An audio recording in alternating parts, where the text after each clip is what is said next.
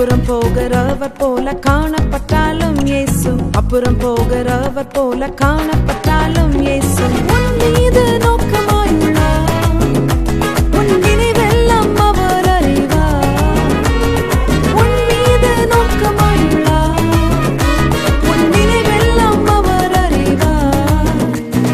காக்கின்றவர், உருவாக்கின்றவர், தோளின் மேல் சுமக்கின்றவர்,